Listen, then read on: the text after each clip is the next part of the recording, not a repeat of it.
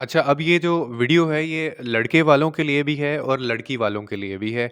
अब चाहे वो बाहर रह के पाकिस्तान में रिश्ता करना चाहते हैं या फिर पाकिस्तान में रह के बाहर रिश्ता करना चाहते हैं, ये किसी भी केस केस में आप इसको देख सकते हैं।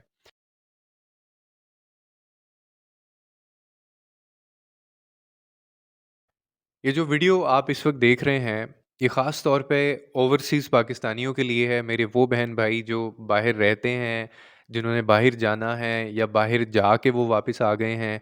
और ये इस वीडियो के अंदर जो मैं बातें करने लगा हूँ, इंतहाई इम्पोर्टेंट बहुत अहम बातें हैं।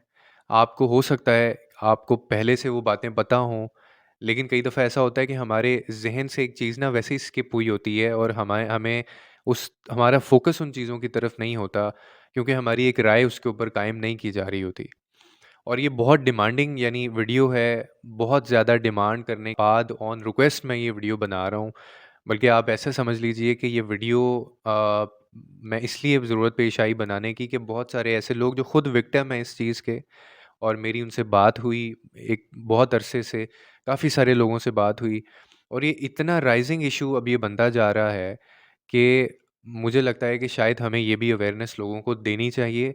और हो सकता है उनमें से कुछ लोग सुन भी रहे हों, और कुछ ऐसे हैं जो जिनका ये सवाल होगा, जो इस मसले से डील कर रहे होंगे, लेकिन वो कभी उन्होंने कहा नहीं है, तो एक उनकी भी एक हेल्प हो जाएगी। और ये दूसरा देखें, आपके मुस्तकबिल, आपके फ्यूचर का ये मामला होता है।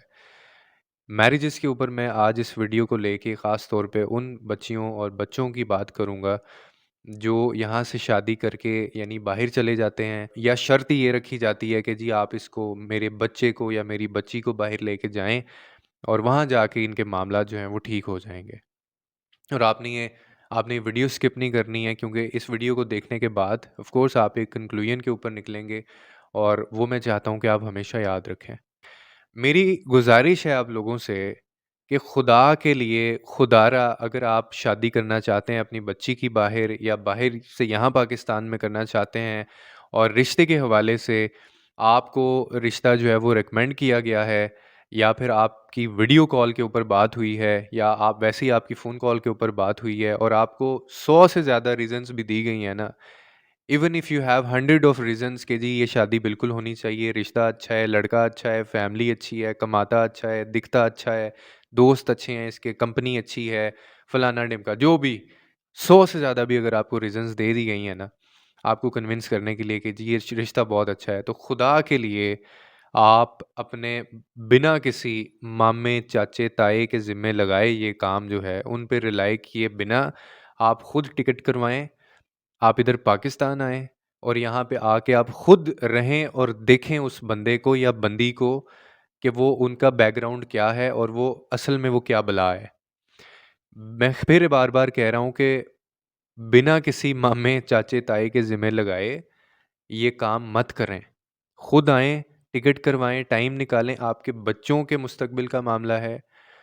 यहाँ से ये लोग बाहर चले जाते हैं, बाहर जाके मैं अब आपको लड़कों की, मैं और ये एक्सपीरियंस से बता रहा हूँ कि जो मुझे मेरे सामने जो केसेस आए और मेरे सामने जो डिस्कशंस हुई कि आपसे शादी की जाएगी, फ्रॉड होगा, ठीक है? बाहर जाने के लिए आपको एक एज़ अ टिकट यूज़ किया जाएगा, आपको आपको as a passport simply use किया जाएगा। बाहर जाएगा ये बंदा आपके साथ, और बाहर जाते ही आपको छोड़ देगा, ठीक है? छोड़ के भाग जाएगा। आपको कैसा लगेगा अगर मैं आपको ये कहूँ कि I have so many cases, और ये वो लोग हैं जिनके साथ ऐसा हुआ है कि जिनसे शादी की गई, बड़े धूम-धड़क्के के साथ शादी हुई, सारे इन्वॉल्व थे, बड़े अच्छे तरीके से चला सब कुछ। लेकिन जब बाहर गए और बाहर जाके एक अरसे के बाद जो शौहर साहब थे वो छोड़ के चले गए, और वो घर से भाग गए। Would you believe that? आप ये इमेजिन कर सकते हैं? आप इमेजिन भी कर सकते हैं कि आप एक एक रोज़ आप घर वापस आएँ और आके देखें तो वो जो बंदा है वो सामान उठा के वो निकल चुका हो, और उसके बच्चे भी हों, वो बच्चे भी छोड़ गया हो, सामान बस लिया और वो निकल गया। ये ऐसा होता है, मैं आपको बता रहा हूँ। तो लड़की वालों के लिए मैं ख़ास तौर पे ये उनको ज़रा ज़्यादा एम्फ़साइज़ कर रहा हूँ कि इस एक फ्रॉड के अंदर मत आएँ। खुदा के लिए इसमें जितनी वेरिफ़िकेशंस और जितना ज़्यादा आप इस चीज़ को इन्वेस्टिगेट कर सकते हैं, करें। अव्वल तो ऐसे करें मत, मैं पहले ही बता रहा हूँ। मुझे मेरी बात हो रही थी कुछ ही दिन पहले, तो उन्होंने यही वाला मामला था जो मैं कह रहा हूँ कि जी वो मामे, चाचे, ताए जानते थे। उन्होंने रिश्ता रिकमेंड किया, इवन माँ से भी बात हुई, माँ को भी बड़ा वो रिश्ता पसंद था। लेकिन मैंने उस पे मना किया। मैंने कहा कि जब तक आप खुद आके नहीं देख लेतीं, जब तक आप खुद आके चेक नहीं कर लेतीं, तब तक ये बहुत बड़ा रिस्क है और आपको नहीं पता कि उसका बैकग्राउंड क्या है। क्योंकि यहाँ पे पाकिस्तान में तो मतलब नकली माँ-बाप बना लिए जाते हैं, वो रिश्ता भी अगले बंदे का आके घर देख आते हैं। आपको ये तक पता नहीं चलता कि ये इसके असली माँ-बाप हैं भी या नहीं हैं। तो खुदा के लिए ये पहले आप चीज़ें देख लिया करें। और लड़की वालों के लिए मैं फिर ख़ास तौर पे कह रहा हूँ कि 10 दफ़ा सोचें रिश्ता करने से पहले, क्योंकि बाहर जाके फिर ये वाला मामला हो जाता है और वो ना बेचारी वो वापस आ सकती है और ना वो उस कंडीशन में होती है और ना वो उस पोजीशन में होती है कि वो अपनी आगे की ज़िंदगी शुरू करे। क्योंकि ये वहाँ पे फेंक देते हैं, लावारिस छोड़ देते हैं और वहाँ से आगे निकल जाते हैं। इनके पास बहुत सारे ऑप्शंस होते हैं। इन्होंने यहाँ पे सारा कुछ सोचा होता है कि मैंने कितना अरसा इसके साथ रहना है, कितना अरसा इसके साथ ज़िंदगी गुज़ारनी है, बच्चे करने हैं, उसके बाद फिर मैंने निकल जाना है आगे। तो इसलिए इस तरह के जो रिश्ते होते हैं ना, उससे जितना हो सकता है इज्तनाब करें। अगर आपको इवन 100% भी आपको यकीन है ना कि जी ये रिश्ता इस जैसा रिश्ता तो है ही कोई नहीं, फिर भी आप टाइम लें, वक़्त लें, यहाँ पे आएँ, वहाँ पे जाएँ, इन लोगों से मिलें, इनकी फैमिलीज़ से मिलें। इनकी फैमिलीज़ के साथ बल्कि टाइम गुज़ारें और टाइम गुज़ारने के बाद आप अगर हो सके तो इनके साथ ट्रैवल करें, इनके साथ खाने खाने करें, इनके साथ खाना खाएँ। इससे ये होता है कि आपको उन एक तो पूरी मैक्सिमम फैमिली के बारे में पता चलता है, क्योंकि ये जो ओवरसीज़ बाहर से या इधर से जो रिश्ते करवाए जा रहे होते हैं ना, या इधर से करवा के जो बाहर जाना होता है, आधी फैमिली बाहर है जी, आधी फैमिली यहाँ पे है। तो इस तरह के केसेस के अंदर मोस्ट ऑफ द टाइम जो रिश्ते होते हैं वो अरेंज्ड मैरिजेज़ होती हैं, ठीक है? क्योंकि अरेंज ही तो करवा रहे होते हैं ना सारे। लव मैरिज में तो ये होता है कि लड़का-लड़की आपस में मिले होते हैं, यहाँ पे ही होते हैं, अंडरस्टैंडिंग होती है, तो इसमें बहुत कम ऐसा होता है। मोस्ट ऑफ द टाइम ये अरेंज्ड होते हैं। तो इसमें बड़ा कम मार्जिन होता है आपके पास कि आप कैसे अगले बंदे को जान सकते हैं। तो आप उनकी फैमिलीज़ को जानें, उनके साथ वक़्त गुज़ारें। क्यों मैं ये कह रहा हूँ कि आप ये आँखें बंद करके फ़ैसला ना लें, लड़का आपको सोने का भी नज़र आ रहा है, तब भी उसके साथ टाइम गुज़ारें, उसकी फैमिली के साथ भी टाइम गुज़ारें। आपको उनके एनवायरनमेंट, उनके माहौल के बारे में पता चलेगा। क्योंकि गलत फ़ैसला लेने से अच्छा है कि ये बंदा शादी करेगा, बाहर जाएगा, 5 साल बाद आपकी बेटी को छोड़ देगा या उधर से आगे कहीं बाहर निकल जाएगा और भाग जाएगा।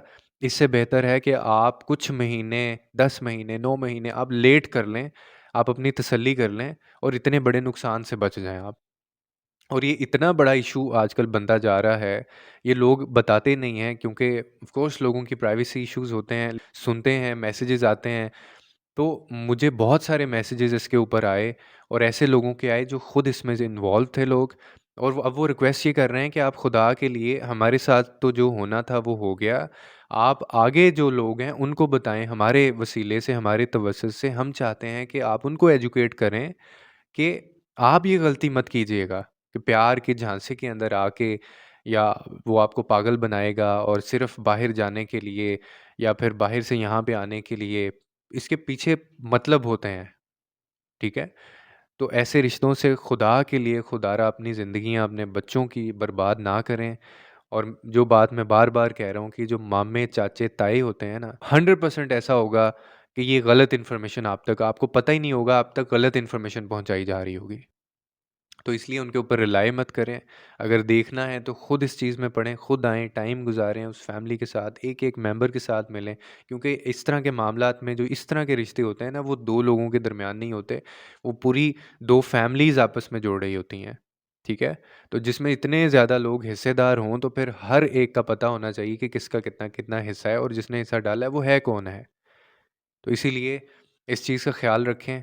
और आइंदा अगर आपको कोई ऐसी चीज़ पता चले और उनको एजुकेट करें आगे से, अगर आपके साथ कोई ऐसा मामला है, तो भी उसकी उससे इज्तनाब करें।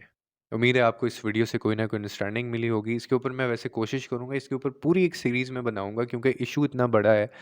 ये तो मैंने एक जनरलाइज़ सी बात इसमें कर दी है ना। मैं पॉइंट के साथ, यानी पॉइंट वाइज़ हम उस वीडियोज़ सीरीज़ के अंदर बात करेंगे कि ये कैसे होता है और कहाँ पे आके कैसे इस्तेमाल किया जाता है। और जो केसेस हुए हैं, ऑफ़ कोर्स मैं उनका नाम नहीं लूँगा, लेकिन मैं आपको तरीक़ाकार उसमें लाज़मी बताऊँगा कि कैसे ये सब कुछ हुआ उसके बाद कितना टाइम लगा और कैसे छोड़ के वो आगे निकल गए और अब वो रिश्ते कहाँ पे खड़े हुए हैं, वो किस स्टेज के ऊपर हैं।